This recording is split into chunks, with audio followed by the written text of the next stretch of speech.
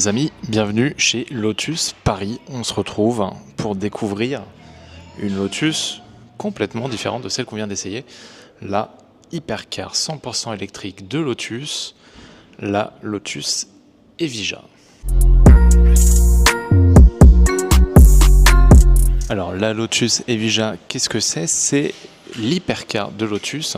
Elle fait plus de 2000 chevaux. À bord, clairement, ça s'inspire du milieu très sportif, non seulement en termes de design, mais d'un point de vue inspiration. On voit déjà le volant ici, qui est clairement un volant de Formule 1 en termes de design.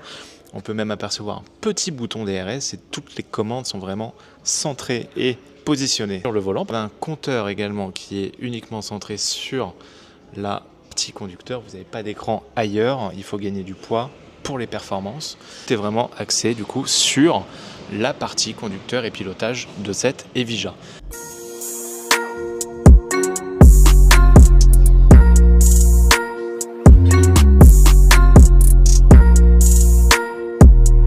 Vous avez également des baquets carbone, vous avez un intérieur très épuré, très sympa, et le rétroviseur est bien évidemment lui aussi une caméra. Ce qu'il faudrait savoir sur cette Lotus Evija, vous avez toutes les batteries qui sont positionnées à l'arrière et vous avez une autonomie de 315 km à peu près, ce qui est annoncé en tout cas par Lotus. La recharge, quant à elle, peut passer à 80% en à peine 12 minutes. On annonce à peu près un 0 à 100 en 18 minutes. Les chiffres ne sont pas encore forcément officiels.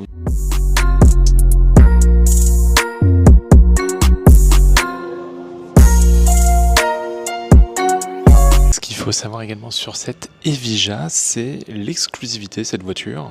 On est vraiment sur quelque chose de très exclusif de par son prix, mais aussi de par sa production. On est à peu près 130 exemplaires annoncés pour le moment, pour un montant de 2 millions d'euros. On comprend clairement que la technologie embarquée et le travail aérodynamique sur cette voiture est complètement dingue et on a hâte vraiment de voir ses performances en live. Top Gear UK a eu la chance de l'essayer, donc je vous mettrai bien évidemment un lien pour regarder cette vidéo. Nous, en tout cas, on patiente, voilà, on admire et puis on profite de cette Evija et de la chance surtout de pouvoir l'approcher et de voir l'intérieur. Et je vous mets encore quelques images pour que vous puissiez également découvrir. Donc à très bientôt.